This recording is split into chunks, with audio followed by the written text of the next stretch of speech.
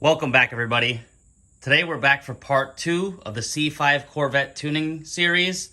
I know it's been a long time since we had an update on it. We've been through a lot of issues with some products that we installed in the car. Click the link above to see the biggest hangup that we had. It had to do with ignition timing, but we're back now, and this is the second part of how to get the car set up to start tuning. We got the ethanol fuel testing kit here. And that's part of the first thing you want to do is test your ethanol content and your fuel pressure in this car. Also, make sure that you've had a full tune-up. Everything is done that you're supposed to do, and it's in top running condition before you start tuning the car, because any mistakes after this point can be devastating. All right, the first thing we're going to do is we're going to hook up this fuel gauge, and it's a standard thread here for American cars. You can rent these things or you can buy them for cheap at Harbor Freight, probably 20, 30 bucks for the kit. It'll thread in right underneath. See if we can get a shot in there. We're gonna turn a light on real quick so you can see. Okay, that cap right there, that unscrews, and this fitting down here on the end screws right into that. So that's what we're gonna do now. We're gonna start the car up and then check the idle pressure. All right, the rocker cover was removed for visibility, and as you see there, it hooks right to the fuel rail, and we got it sitting over there. So now what you want to do is key on, engine off, and just check the pressure. Okay, we already turned it on, key on, engine off once, but we'll show you the reason why you do it. It is to check for leaks in the system with the rail being hooked up to the gauge, and to also check and make sure you don't have any leaking injectors or any leaking fuel system components.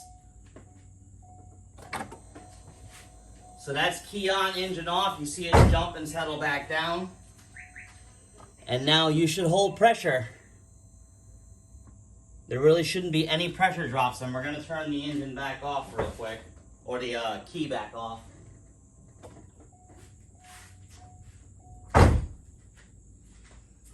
And that should stay holding pressure the entire time.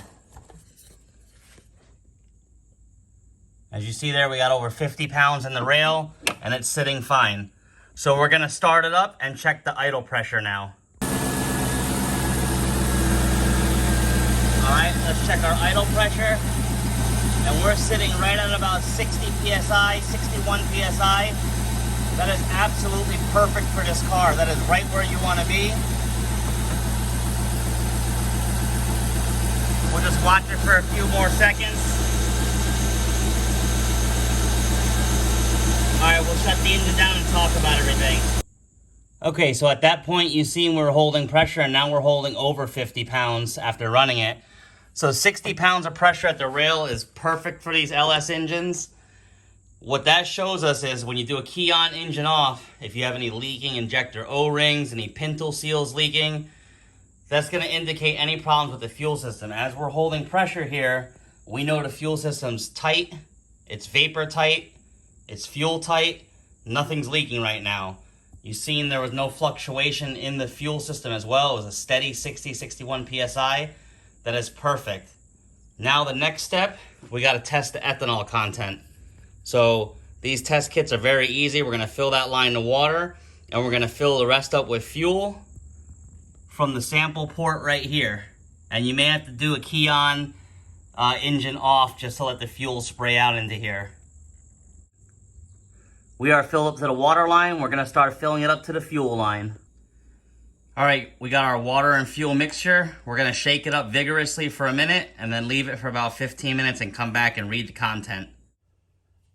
Okay, we've let the fuel settle with the water and the gasoline in there, shook it up to get the ethanol content. It's gonna be really hard to see on camera, but if you can see in there, there's clear water on the bottom and the yellow gasoline on top.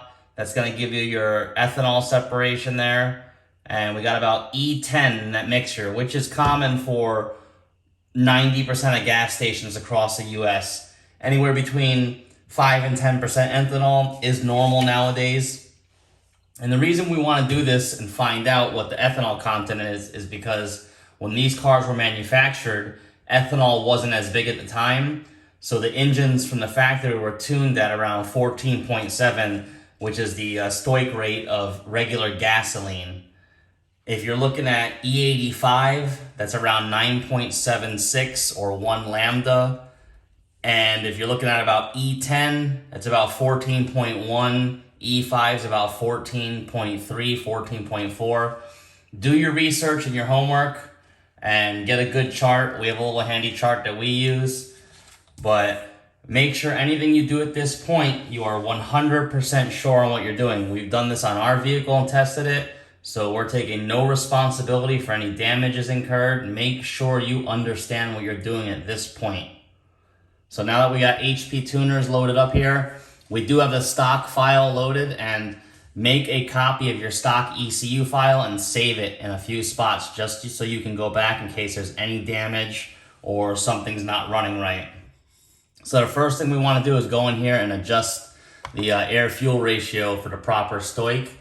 And we're going to come under here. You'll see general idle airflow exhaust. Just go under your fuel tab, and you're going to see this AFR stoic right there. It's going to bring up this little tab here.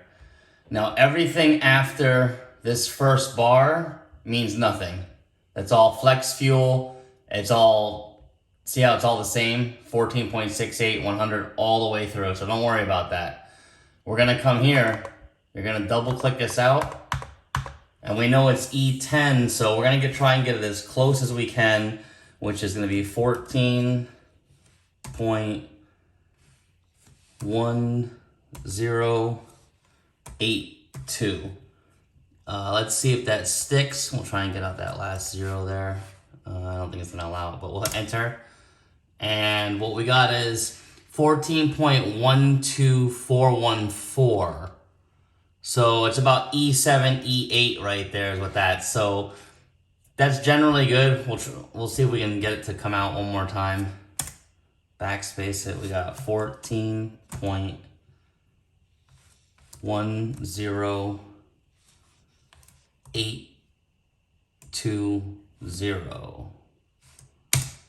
All right, so yeah, we're still getting 14.12414.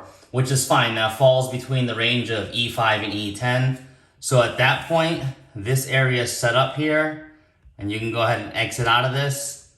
And if you come back here and look, now it's hard to see on the screen because the computer glare, but this icon is now red, or a light red, see-through red. Everything else is blue. So everything you change in here is generally going to turn red after you change it.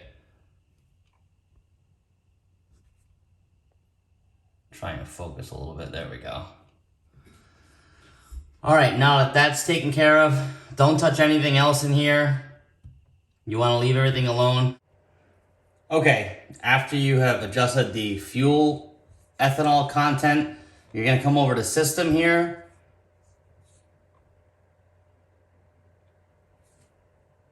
We're going to open it up. You're going to come to fans. And you're going to see here you have two types of fans. You get your first stage, your second stage, and look how high these numbers are set. You want to take note of how they actually are.